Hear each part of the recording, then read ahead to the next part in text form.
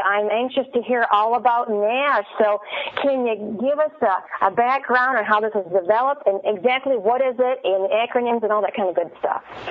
All right. Well, that's a lot of questions in one, but basically NASH it stands for Nonalcoholic Steatohepatitis, okay?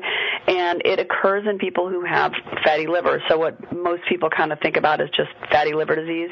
This is sort of a group of people, about 25%, that go on to develop sort of a more inflammatory and damaging type of fatty liver. It's exceedingly common. Fatty liver is present in 30% of our population, and about a quarter of those people will have NASH. And so the ones that really require more attention are the ones that have NASH, and the primary reason for this is to increase awareness among people who are at risk. And the ones that are largely at risk are ones who have obesity, particularly those that carry weight in their belly. And for women, the risk really increases after menopause. So it's particularly relevant in people, like I said, once they hit menopause. So those are kind of the basics. So how serious is NASH, Doctor?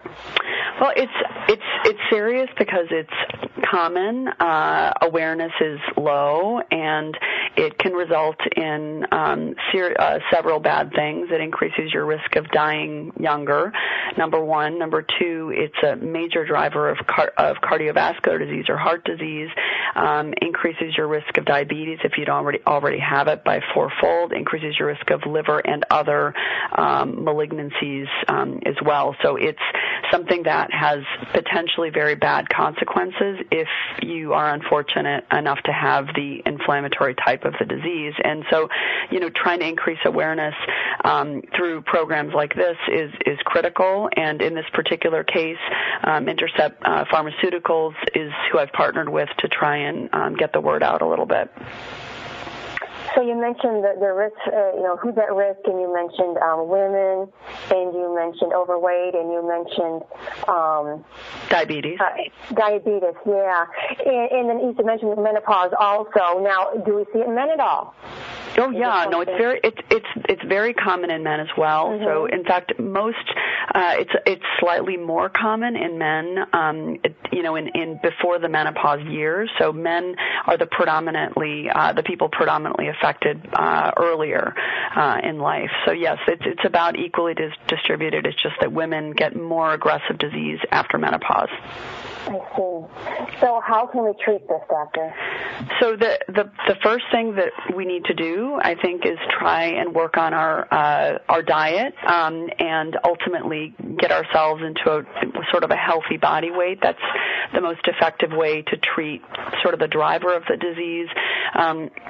For many patients, this is not enough, and unfortunately, until we have an FDA-approved therapy, we have clinical trials. There are thankfully many drugs in development, so participating in a clinical trial is a way that patients can have access to medications before they're approved by the FDA for treatment.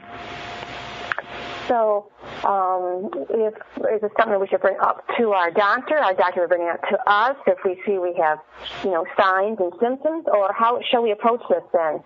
I would say that it's a discussion that people should be having with their doctor. If they're at risk, I would say the people that are mostly at risk are people with obesity, and that is defined by, I think everybody thinks of obesity in a different way, but it is strictly defined as a body mass index greater than 30, which is a calculation of your height and your weight. You can do that online and calculate that out.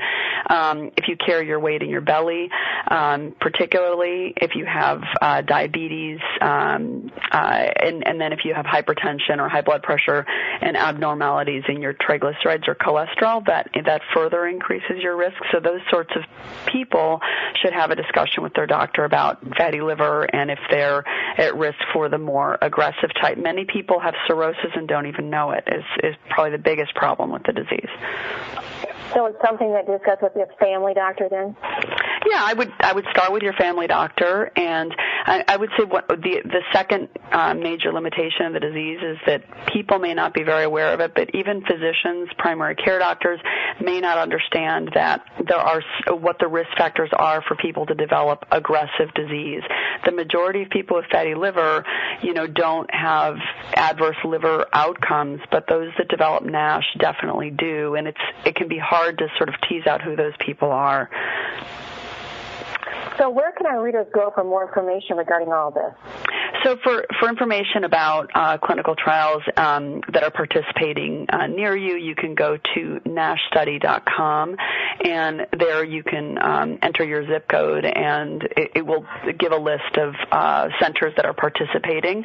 And this is, again, there are centers across the United States and across the world that are participating in studies to treat NASH.